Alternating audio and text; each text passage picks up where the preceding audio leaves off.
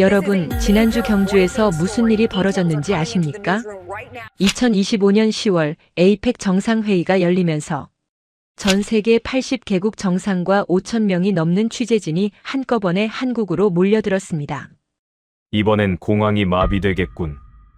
CNN 본사에서는 모두가 걱정했습니다. 뉴욕 JFK 공항은 G20대 3시간씩 대기했고 런던 히드로는 아예 시스템이 다운됐었거든요.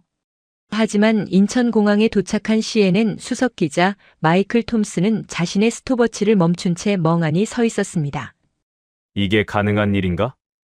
35년 경력의 베테랑 국제부 기자가 전 세계 120개국 공항을 취재하며 단 한 번도 경험하지 못한 속도였습니다. 그리고 그는 곧 깨닫게 됩니다. 이건 시작에 불과했다는 것을. 한국의 도로 위에서, 지하철 안에서, 심지어 버스 정류장에서까지 그가 목격한 것은 단순한 효율이 아니었습니다. 이건 문명이었습니다.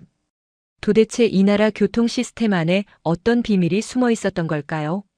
CNN 기자가 직접 체험하고 본사에 긴급 리포트로 보낸 그 충격적인 내용, 지금 바로 들어보겠습니다. 시작에 앞서 좋아요와 구독 눌러주시면 한국의 더 많은 이야기를 소개하는 데에 큰 힘이 됩니다. 안녕하세요.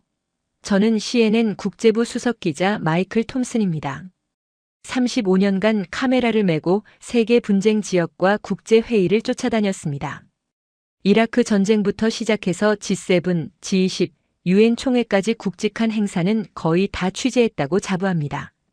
그런 제가 지난 10월 말 한국 경주에서 열리는 에이펙 정상회의 취재를 위해 인천공항에 도착했을 때의 일을 말씀드리려 합니다. 13시간의 긴 비행 끝에 인천공항에 착륙했을 때 창밖 풍경은 여느 국제공항과 별반 다르지 않았습니다.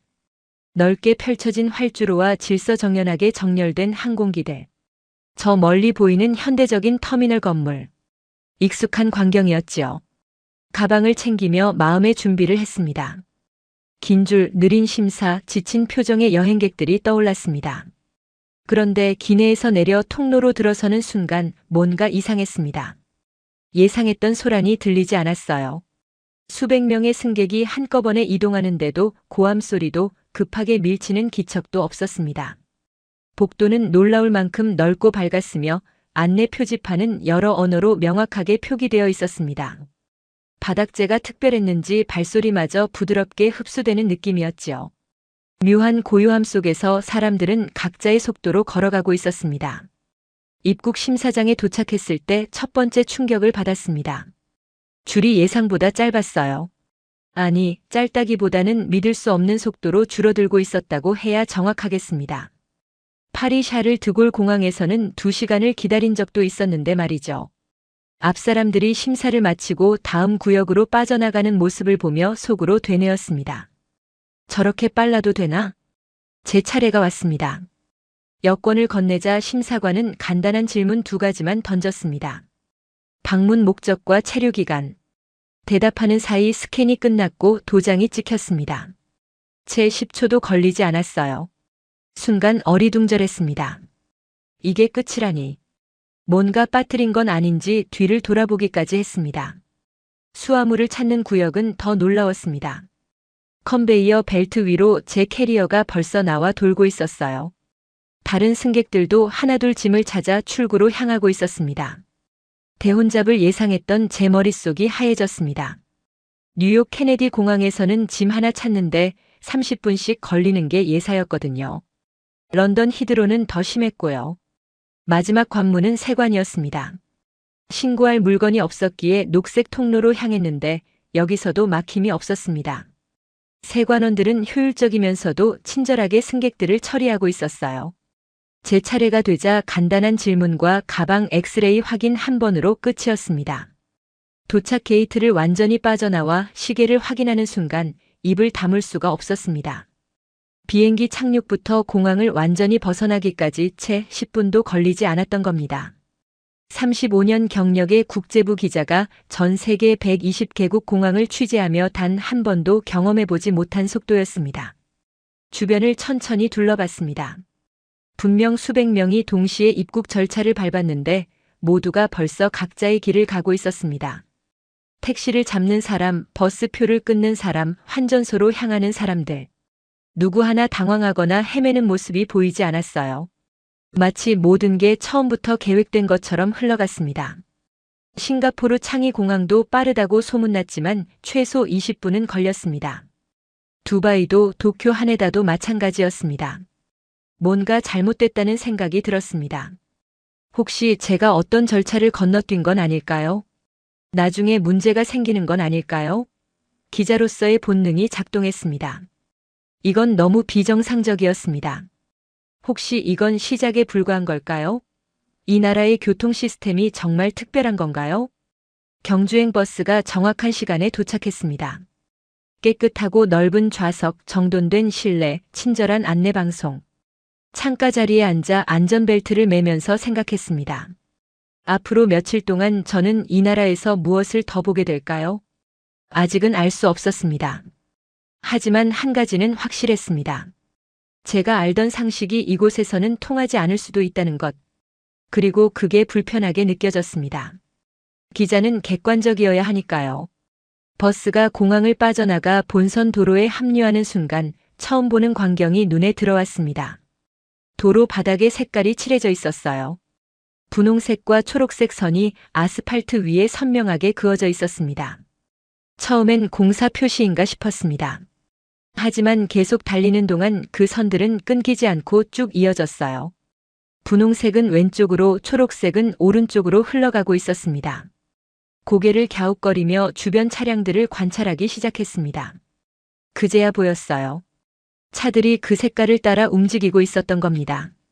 초록색 선을 따르는 차량은 자연스럽게 우측 차선으로 흘러갔고 분홍색 선을 따르는 차량은 좌측으로 이동했습니다. 마치 물이 수로를 따라 흐르듯 차들이 색깔에 따라 분류되고 있었어요. 무릎 위에 놓인 노트북을 열어 검색을 시작했습니다. 키워드를 입력하자 수십 개의 자료가 쏟아졌습니다. 읽으면서 입이 벌어졌어요. 이건 장식이 아니었습니다. 법으로 정해진 국가표준 교통체계였던 겁니다.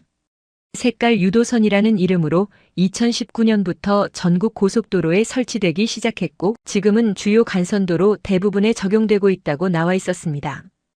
분기점이나 나들목 같은 복잡한 구간에서 운전자가 길을 헷갈리지 않도록 색으로 경로를 안내하는 시스템이라고 설명되어 있었습니다.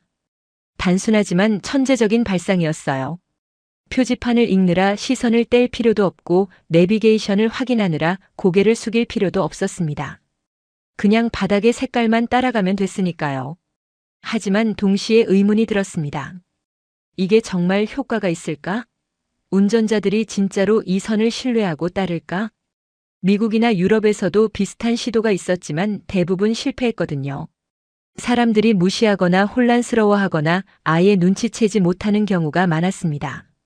그런데 여기서는 달랐습니다. 차창 밖으로 보이는 모든 차량이 그 선을 따르고 있었어요.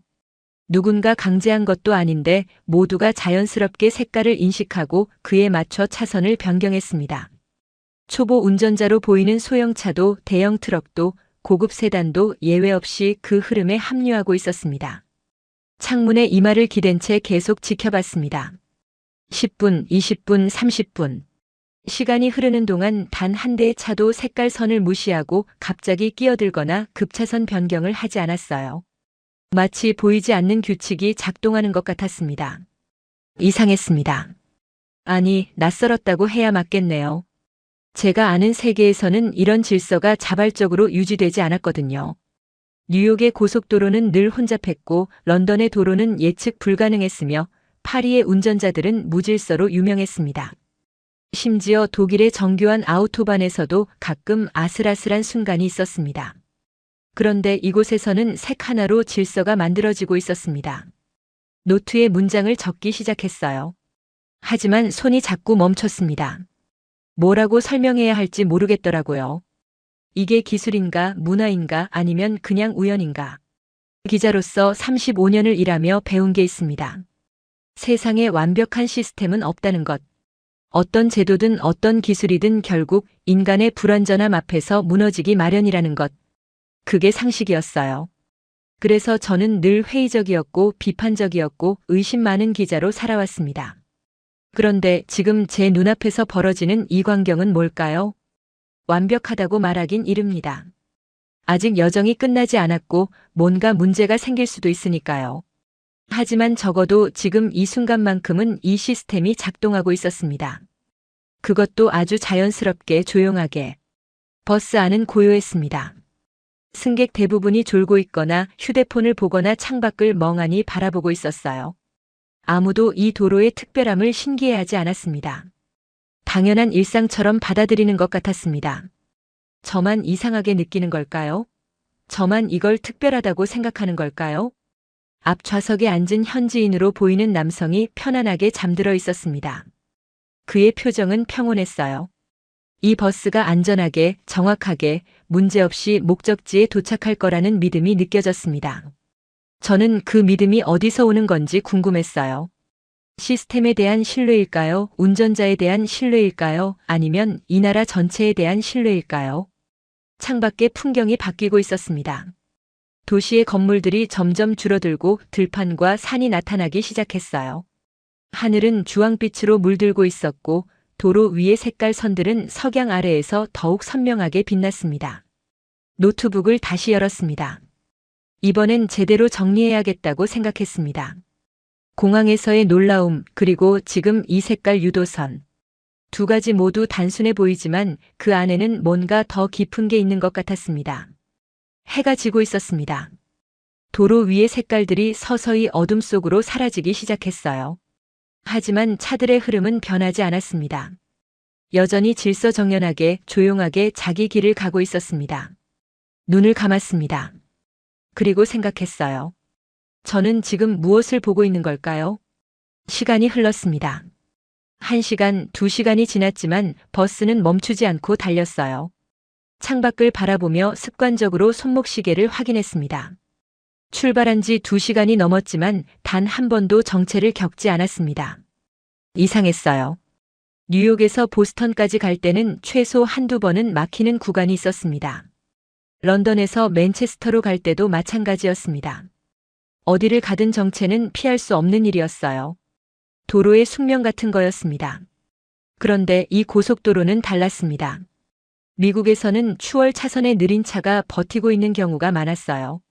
그러면 뒷차가 경적을 울리고 위험한 추월이 이어지고 때로는 사고로 이어지기도 했습니다. 하지만 여기서는 추월 차선이 정말로 추월만을 위해 사용되고 있었습니다. 차량이 추월 차선으로 진입하고 앞차를 지나치고 다시 주행 차선으로 돌아갔어요. 깔끔하게, 빠르게, 정확하게. 그 과정에서 급제동도 위험한 끼어들기도 없었습니다.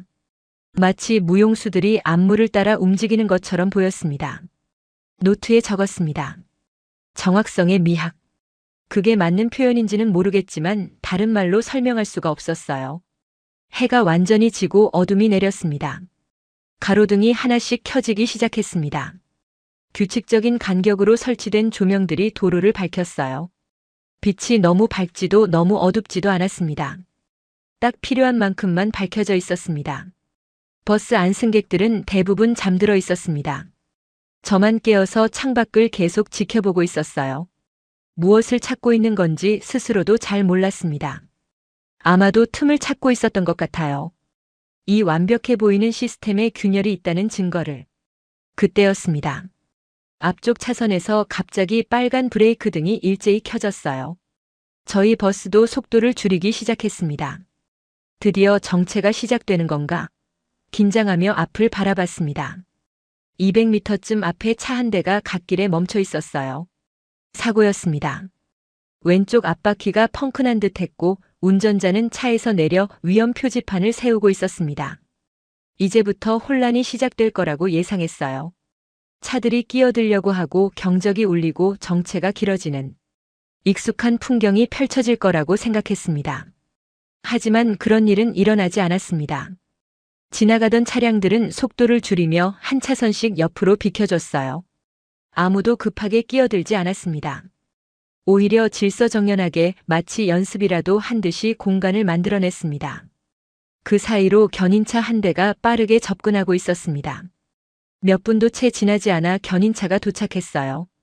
작업자들이 신속하게 움직였습니다. 사고 차량을 고정하고 들어올리고 갓길 밖으로 이동시켰습니다. 동시에 경찰차 한 대가 나타나 교통을 정리하기 시작했습니다. 멍하니 그 광경을 지켜봤습니다. 견인차가 사고 차량을 싣고 떠났어요. 경찰이 다시 한번 도로를 확인하고 손을 들어 신호를 보냈습니다.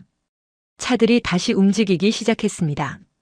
처음부터 아무 일도 없었던 것처럼 도로는 원래의 흐름을 되찾았습니다. 손목시계를 다시 확인했습니다. 사고 발견부터 완전히 처리되기까지 정확히 10분이 걸렸어요. 10분. 믿을 수 없었습니다. 로스앤젤레스에서 비슷한 사고를 목격한 적이 있었어요. 견인차가 오는 데만 30분이 걸렸고 처리하는데 또 40분이 걸렸습니다. 총 1시간 20분 동안 도로가 마비됐었습니다. 파리에서는 더 심했고요. 2시간 넘게 갇혀 있었던 기억이 납니다. 그런데 10분이라니요? 고개를 저었습니다. 뭔가 놓친 게 있을 거예요. 혹시 오늘만 특별히 빨랐던 건 아닐까요? 아니면 우연히 근처에 견인차가 있었던 건 아닐까요? 하지만 버스 기사의 표정은 평온했습니다. 놀라지도 감탄하지도 않았어요. 당연한 일이라는 듯 운전을 계속했습니다. 주변 차량의 운전자들도 마찬가지였습니다. 누구도 이걸 특별하다고 생각하지 않는 것 같았습니다. 이게 일상이라는 말인가요? 버스는 다시 속도를 냈습니다. 시속 100km 정도로 안정적으로 달렸어요. 주변 차량들도 비슷한 속도를 유지했습니다. 너무 빠르지 않았어요. 하지만 느리지도 않았습니다. 딱 필요한 만큼의 속도였습니다. 그때 깨달았습니다. 이건 속도가 아니었어요. 이건 정확함이었습니다. 빠른 게 중요한 게 아니었어요. 정확하게 움직이는 것, 예측 가능하게 흐르는 것, 문제가 생겼을 때 신속하게 대응하는 것. 그게 이 도로의 본질이었습니다. 미국의 고속도로는 빨랐어요. 시속 130km로 달리는 차도 흔했습니다. 하지만 사고도 많았고 정체도 잦았으며 예측이 불가능했습니다. 독일의 아우토반은 더 빨랐습니다. 속도 제한이 없는 구간도 있었습니다. 하지만 긴장의 연속이었습니다. 이곳은 달랐습니다. 빠르지 않아도 충분히 효율적이었어요. 조용하지만 확실했고 단순하지만 완벽했습니다. 버스는 곧 경주 시외버스 터미널에 도착했습니다. 정확히 4시간 30분 만이었어요. 자리에서 일어나 짐을 챙겼습니다. 다리가 뻣뻣했지만 마음은 더 복잡했어요. 제가 지금 무엇을 경험한 건지 아직도 정리가 되지 않았습니다. 버스에서 내리는 순간 차가운 밤 공기가 얼굴을 스쳤습니다. 깊게 숨을 들이마셨어요. 그리고 뒤돌아 버스를 바라봤습니다. 4시간 30분 동안 저는 단순히 도로 위를 달린 게 아니었습니다. 뭔가 다른 걸 목격한 거였어요. 숫자가 아닌 시스템이 아닌 뭔가 더 깊은 것을. 정확함이라는 이름의 철학을. 다음 날 아침 호텔을 나서자 아침 햇살이 따뜻했습니다. 출근 시간대였습니다. 저는 자연스럽게 혼잡함을 예상했어요. 차량들이 빵빵거리고 보행자들이 신호를 무시하고 오토바이가 인도를 넘나들고 세계 어느 도시나 아침 풍경은 비슷했으니까요. 그런데 경주는 달랐습니다. 도로는 조용했어요. 차들이 지나가고 있었지만 경적 소리가 들리지 않았습니다. 신호등 앞에 멈춘 차량들은 조용히 기다렸고 신호가 바뀌면 천천히 출발했습니다. 급출발도 끼어들기도 없었어요. 횡단보도로 걸어가며 인도를 살폈습니다. 바닥이 깨끗했어요. 쓰레기도 담뱃갑도 보이지 않았습니다. 보도 블록은 일정하게 깔려 있었고 틈새마다 잡초가 아니라 풀이 곱게 자라고 있었습니다. 누군가 관리하고 있다는 게 느껴졌습니다. 신호등이 바뀌었습니다. 횡단보도를 건너기 시작했습니다. 그때 놀라운 일이 벌어졌어요. 오른쪽에서 오던 차 한 대가 완전히 멈춰섰습니다. 아직 제가 절반도 건너지 않았는데 말이에요. 뒤따르던 차량들도 모두 멈췄습니다. 뉴욕에서는 상상할 수 없는 일이었어요.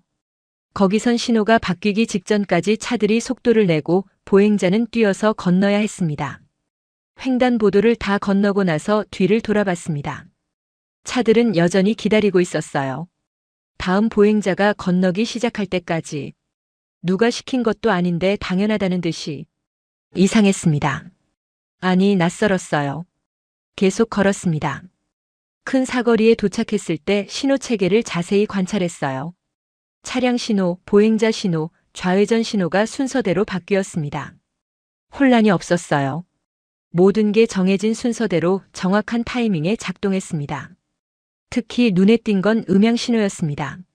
시각 장애인을 위한 소리가 명확하게 들렸어요. 초록불입니다 하는 음성 안내와 함께 리듬감 있는 신호음이 울렸습니다. 횡단보도마다 예외 없이 설치되어 있었습니다.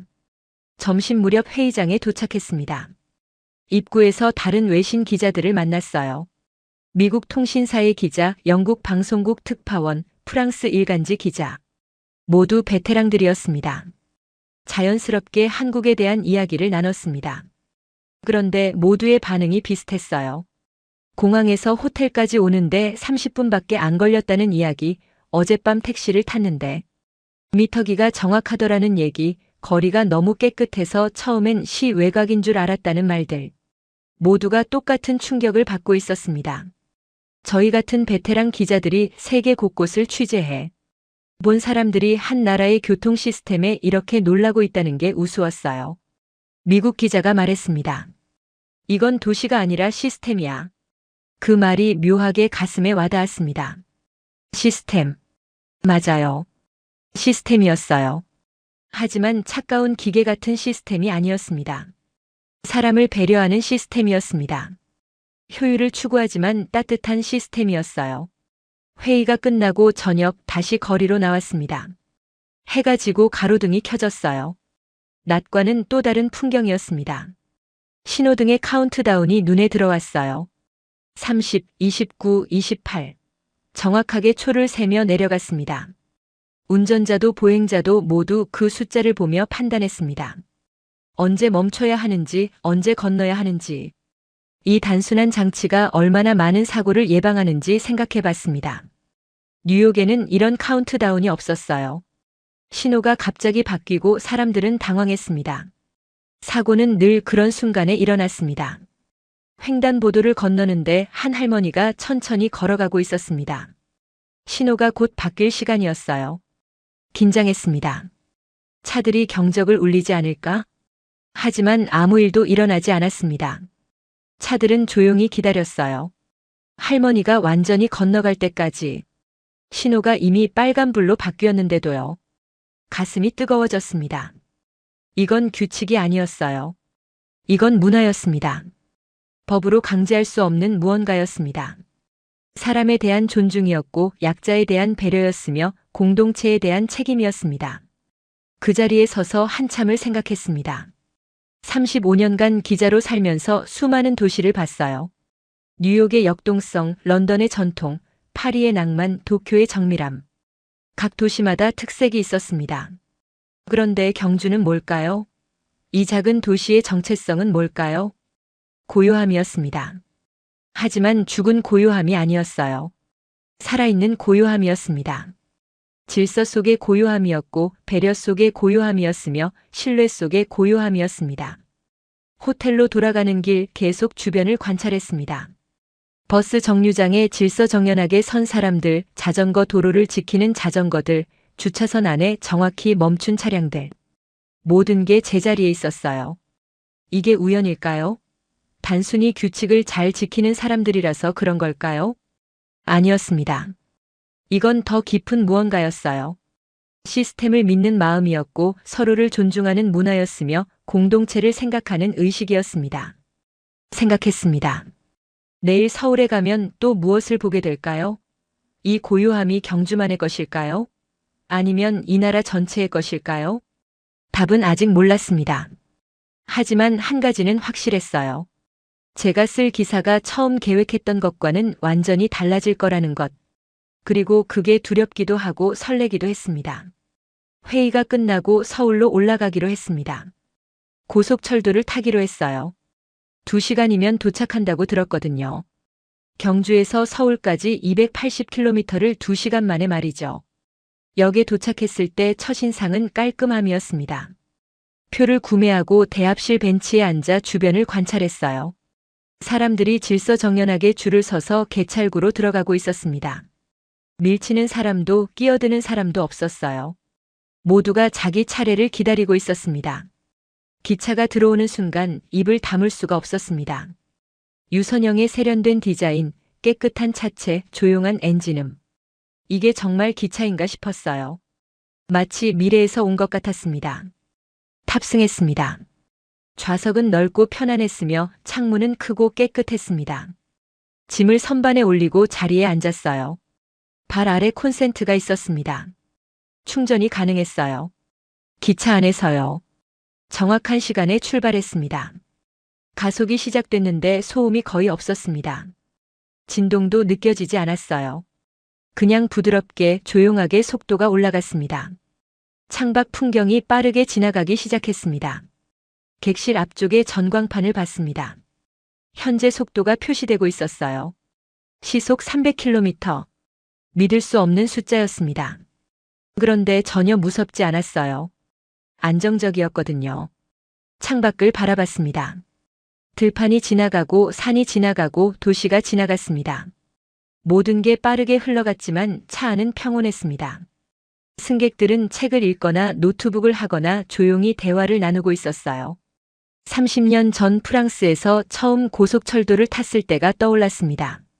당시에도 놀라웠어요. 하지만 이건 차원이 달랐습니다. 더 빠르고 더 조용하고 더 안정적이었습니다. 2시간이 금방 지나갔습니다. 서울역에 도착했을 때 시계를 확인했어요. 정확히 2시간이었습니다. 1분의 오차도 없었습니다. 역에서 나오자 도시의 소란이 몰려왔어요. 사람들, 차량들, 빌딩들. 1300만 명이 사는 거대 도시였습니다.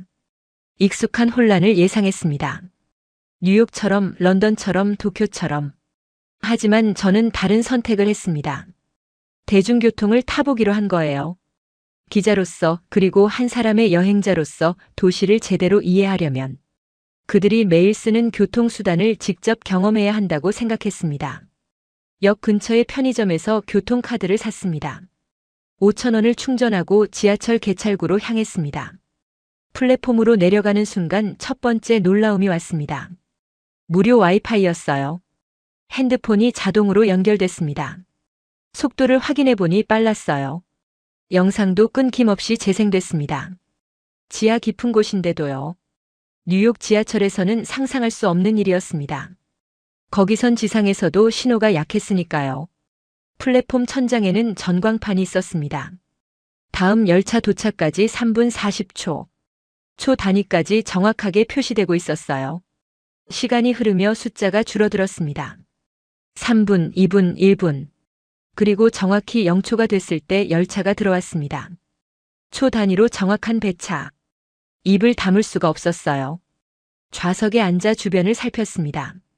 노약자석이 눈에 띄었어요. 분홍색으로 구분되어 있었고 위에는 그림과 함께 안내 문구가 적혀 있었습니다. 임산부, 노인, 장애인, 어린이를 위한 자리라고요. 그런데 놀라운 건 그 좌석이 비어 있다는 거였습니다. 출근 시간대인데도요. 젊은 사람들은 서 있었고 노약자석만큼은 그대로 비워두고 있었어요. 한 할머니가 타셨습니다. 그러자 앉아있던 학생 하나가 벌떡 일어나 자리를 양보했습니다. 할머니는 고개를 숙여 감사를 표했고 학생은 아무렇지 않다는 듯 손잡이를 잡았습니다. 가슴이 또 뜨거워졌습니다. 몇 정거장을 지나 환승역에 도착했습니다. 다른 노선으로 갈아타야 했어요. 안내판을 보니 화살표와 색깔로 명확하게 표시되어 있었습니다. 길을 잃을 틈이 없었어요. 환승 통로를 걷는데 벽면에 설치된 스크린이 눈에 들어왔습니다. 실시간으로 다음 열차 정보가 표시되고 있었어요. 몇 분 후 도착, 얼마나 혼잡한지, 막차 시간까지. 모든 정보가 한눈에 보였습니다. 이게 무료라고요? 세금으로 운영되는 공공 서비스라고요? 다른 노선에 올랐을 때 더 놀라운 걸 봤습니다. 열차 내부에 작은 모니터가 있었어요.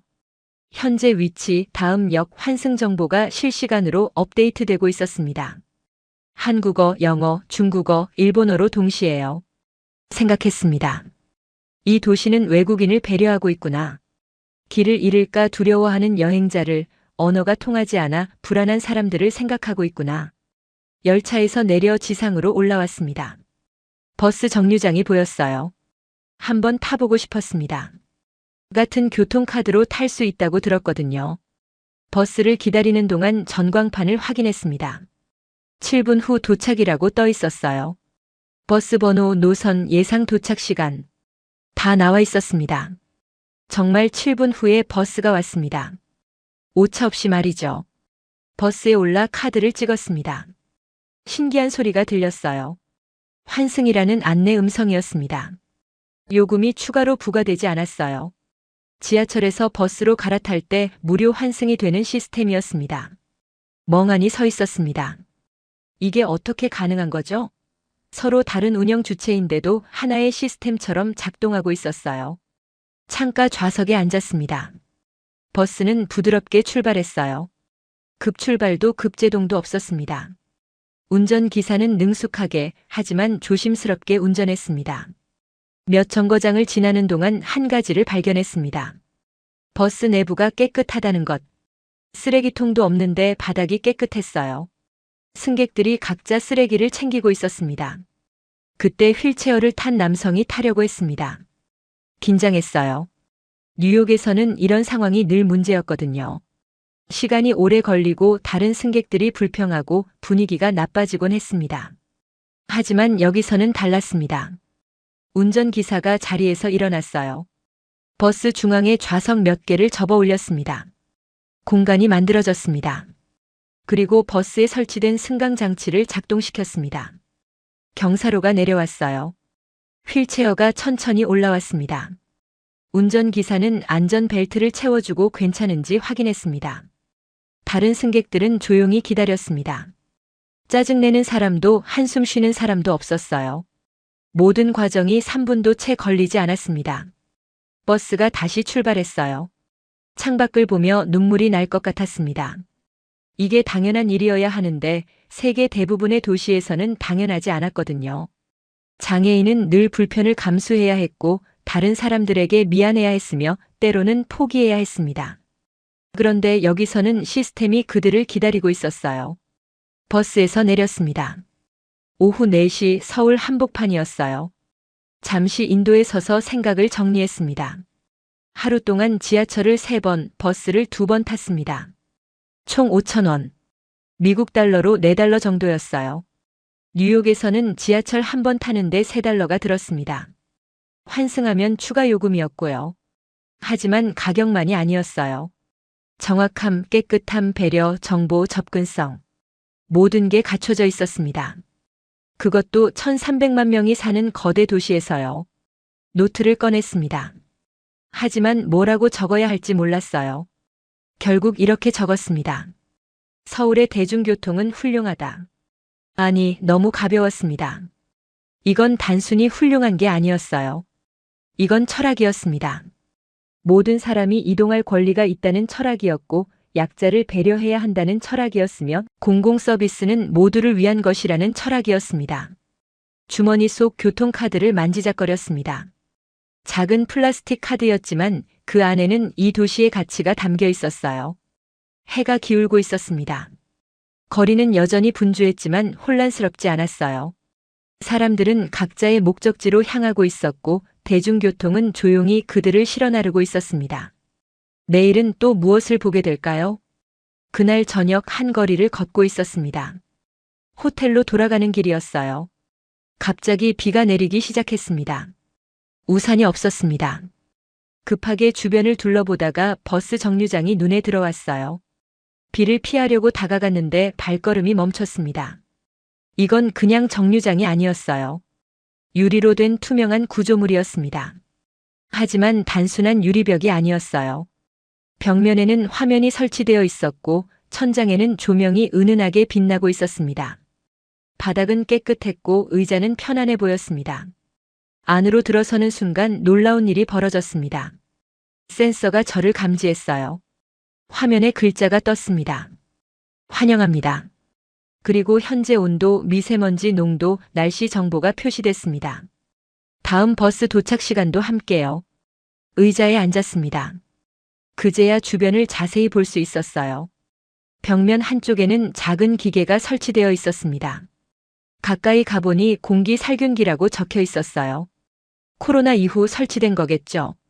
조용히 작동하며 공기를 정화하고 있었습니다. 반대편 벽에는 또 다른 장치가 있었습니다. 발열 감지 카메라였어요. 들어오는 사람의 체온을 자동으로 측정하는 시스템이었습니다. 비접촉식이었습니다. 불편함도 두려움도 없었어요.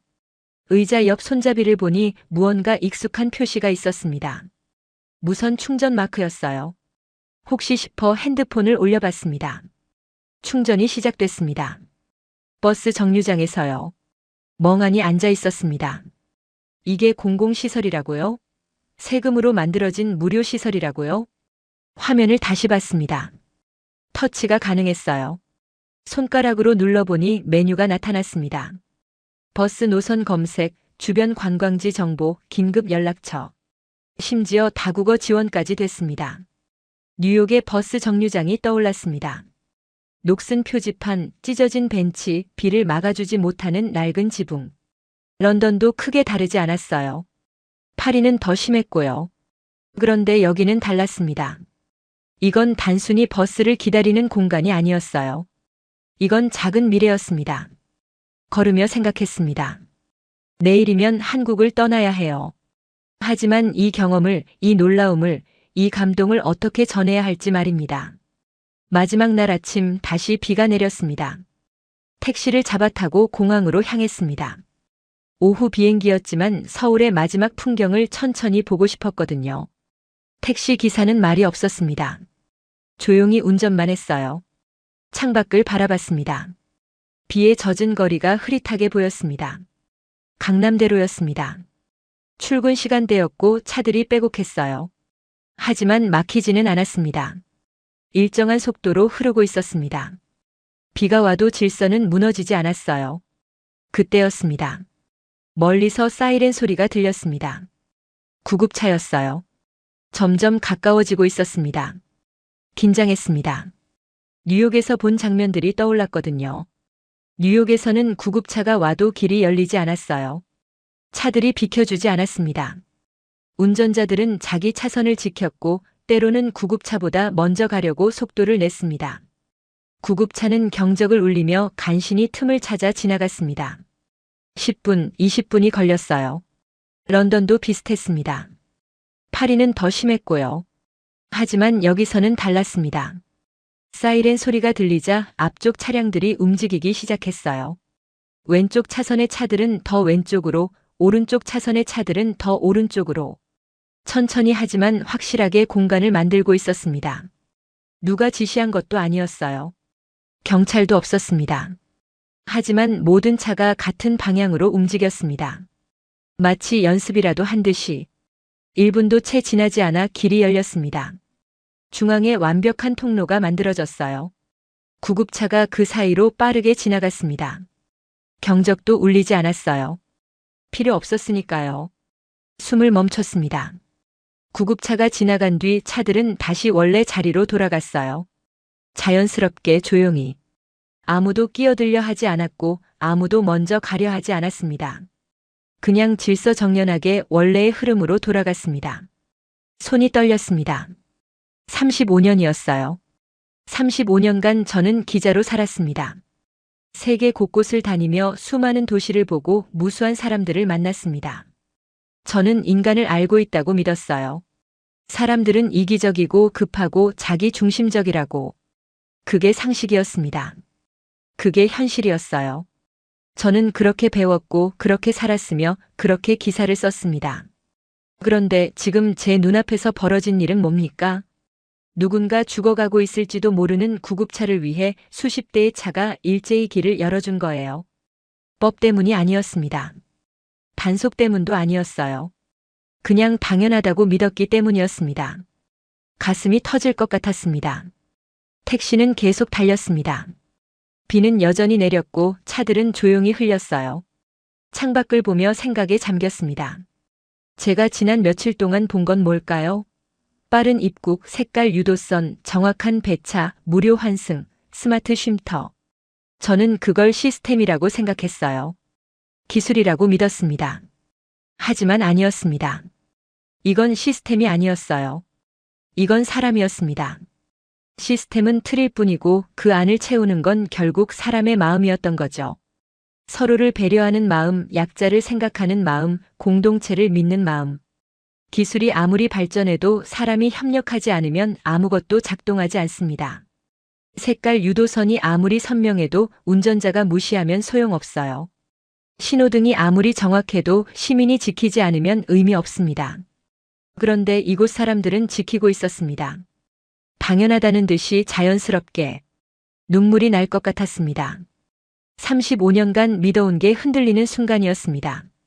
세상을 보는 눈이 완전히 바뀌는 경험이었어요. 혼란스러웠습니다. 하지만 동시에 확신했어요. 제가 여기서 본 것은 진짜라고. 이건 우연이 아니라고. 이건 기적도 아니라고. 이건 선택이었습니다. 이 나라가, 이 도시가, 이 사람들이 선택한 방식이었어요. 더 빠른 것보다 더 안전한 것을, 더 많은 것보다 더 나은 것을, 개인의 편의보다 공동체의 가치를 선택한 거였습니다. 공항이 가까워졌습니다. 가방을 챙기며 마지막으로 서울을 바라봤어요. 비에 젖은 도시가 아름다웠습니다. 아니, 아름다운 게 아니었어요. 이건 품격이었습니다. 기술의 품격이 아니라 인간의 품격이었습니다. 택시에서 내려 요금을 지불했습니다. 기사는 조용히 고개를 숙여 인사했고 저도 마찬가지로 답례했습니다. 공항으로 걸어 들어갔습니다. 손에 든 노트북이 무거웠어요. 이제 기사를 써야 했으니까요. 하지만 무엇부터 써야 할지 막막했습니다. 한 가지는 확실했어요. 제가 쓸 기사는 단순한 여행 기사가 아닐 거라는 것. 이건 고백이 될 거라는 것. 35년간 제가 틀렸다는 고백 말이에요. 인천공항 출국장에 섰을 때 한참을 그 자리에 멈춰 있었습니다. 며칠 전 똑같은 장소였어요. 하지만 제 눈에 보이는 것은 완전히 달라져 있었습니다. 체크인 카운터에는 사람들이 줄을 서 있었습니다. 조용했어요. 누구도 끼어들지 않았고 누구도 불평하지 않았습니다. 직원들은 능숙하게 하지만 친절하게 승객들을 응대했습니다. 모든 게 제자리에서 제 속도로 흘러갔어요. 출국 심사를 통과했습니다. 또다시 놀라운 속도였어요. 체크인부터 출국장까지 10분도 걸리지 않았습니다. 입국할 때와 비슷한 시간이었습니다. 우연이 아니었어요. 이건 설계된 것이었습니다. 누군가 고민했고 계획했으며 실행한 결과였습니다. 면세구역에 앉아 노트북을 열었습니다. 기사를 써야 했어요. 하지만 손가락이 키보드 위에서 멈췄습니다. 어디서부터 시작해야 할까요? 공항의 충격으로 시작할까요? 색깔 유도선의 놀라움으로? 경주의 고요함으로? 서울의 대중교통으로? 스마트 쉼터의 미래로? 아니면 구급차를 위해 열린 길로? 모두 중요했습니다. 하지만 어느 것도 본질은 아니었어요. 화면을 바라보다가 천천히 타이핑을 시작했습니다. 저는 오늘 한 나라의 도로 위에서 문명을 보았습니다. 손이 멈췄습니다. 다시 읽어봤어요. 맞았습니다. 이게 제가 하고 싶은 말이었어요. 계속 썼습니다. 그것은 숫자가 아니었습니다. 빠른 입국도 정확한 배차도 신속한 사고 처리도 숫자로는 설명할 수 없는 무언가였습니다. 손가락이 빨라졌습니다. 그것은 사람이었습니다. 시스템을 만든 사람, 시스템을 지키는 사람, 시스템 속에서 서로를 배려하는 사람들이었습니다. 35년간 써온 기사와는 달랐어요. 객관적이지 않았고 거리를 두지도 않았으며 비판적이지도 않았습니다. 이건 고백이었어요. 한 사람의 기자가 아니라 한 인간으로서의 고백이었습니다. 창밖으로 비행기들이 보였습니다. 질서정연하게 이륙하고 착륙하고 있었어요. 관제탑의 지시를 받으며 정확한 타이밍에 안전하게. 여기도 마찬가지였습니다. 보이지 않는 곳에서 수많은 사람들이 일하고 있었어요. 청소하는 사람, 안내하는 사람, 점검하는 사람, 운영하는 사람들. 그들 모두가 이 시스템을 살아 숨쉬게 만들고 있었습니다. 계속 썼습니다. 이 나라의 교통 시스템은 세계에서 가장 빠른 건 아닙니다. 하지만 정확합니다. 그리고 따뜻합니다. 맞았어요. 따뜻함이었습니다. 차가운 효율이 아니라 따뜻한 배려였던 거죠. 탑승 안내 방송이 나왔습니다. 게이트로 걸어가며 마지막으로 공항을 둘러봤어요. 깨끗한 바닥, 밝은 조명, 친절한 직원들, 편안한 의자. 모든 게 완벽했습니다. 아니, 완벽이 아니었어요. 이건 노력이었습니다. 매일매일 쌓아온 노력의 결과였고 포기하지 않은 의지의 증거였으며 더 나은 내일을 믿는 희망의 표현이었습니다. 비행기에 올랐습니다. 좌석에 앉아 안전벨트를 맸어요. 승무원이 미소를 지으며 인사했습니다. 창밖으로 인천공항이 보였습니다. 생각했습니다. 며칠 전에 저와 지금의 저는 다른 사람이라고. 같은 얼굴, 같은 이름이지만 세상을 보는 눈이 바뀌었다고. 35년간 저는 믿었어요. 완벽한 시스템은 없다고. 인간은 결국 이기적이라고. 질서는 강제로만 유지된다고. 그게 현실이라고 배웠고 그렇게 기사를 썼으며 그렇게 살았습니다. 하지만 틀렸어요. 적어도 여기서는 틀렸습니다. 비행기가 움직이기 시작했습니다. 활주로 향하고 있었어요. 창밖으로 한국의 땅이 점점 멀어졌습니다. 노트북을 다시 열었습니다. 기사의 마지막 문장을 써야 했어요. 고민하다가 천천히 입력했습니다. 그날 이후 저는 한국을 다르게 보게 되었습니다. 아니, 정확히 말하면 세상을 다르게 보게 되었습니다. 불가능하다고 믿었던 것들이 가능할 수 있다는 것을, 시스템보다 중요한 건 그것을 지키는 사람들의 마음이라는 것을, 문명은 기술이 아니라 배려라는 것을 배웠습니다. 손을 멈췄습니다. 더 이상 쓸 말이 없었어요. 아니, 말로는 다 담을 수 없었습니다. 비행기가 이륙했습니다. 몸이 뒤로 밀리는 느낌이 들었어요. 하늘로 올라가며 창밖을 바라봤습니다. 한국의 땅이 점점 작아지고 있었습니다. 하지만 제 마음속에서는 점점 커지고 있었습니다. 그 작은 나라가, 그 조용한 사람들이, 그 따뜻한 시스템이. 노트북을 닫았습니다. 눈을 감았어요. 그리고 조용히 생각했습니다. 언젠가 다시 올 겁니다. 이번엔 기자로서가 아니라 배우는 사람으로서. 이번엔 취재하러가 아니라 이해하러. 이번엔 쓰러가 아니라 느끼러. 비행기는 구름 위를 날고 있었습니다. 창밖은 새하였어요. 하지만 제 마음은 여전히 그 색깔 유도선이 그어진 도로 위를 달리고 있었습니다. 정확한 신호를 지키며 서로를 배려하는 사람들과 함께. 그곳에서 저는 문명을 봤으니까요. 숫자가 아닌 마음으로 만들어진 문명을요. 공항에서 시작된 놀라움이 한 사람의 35년 믿음을 완전히 뒤집어 놓았습니다. 색 하나로 질서를 만들고 정확함을 선택하며 구급차를 위해 1분 만에 길을 여는 사람들. 그들이 보여준 건 시스템이 아니라 철학이었습니다. 빠름보다 안전함을, 효율보다 배려를, 개인보다 공동체를 선택한 나라. 그 선택이 쌓여 문명이 되고 문명이 일상이 되고 일상이 자랑이 되는 곳이었습니다. 한 사람의 외신 기자가 본 것은 단순한 교통 시스템이 아니었어요. 그건 사람을 대하는 방식이었고 미래를 만드는 철학이었으며 함께 사는 법에 대한 조용한 답이었습니다. 비행기는 계속 날아갔습니다. 하지만 제 마음은 여전히 그곳에 머물러 있었습니다. 오늘 사연은 여기까지입니다. 35년 기자가 본 한국의 스토리 어떠셨나요? 사연의 주인공에게 응원의 댓글을 남겨주세요. 지금까지 감동정거장에서 사연 전해드렸습니다. 사연이 마음에 드셨다면 좋아요와 구독 부탁드립니다. 시청해주셔서 감사합니다.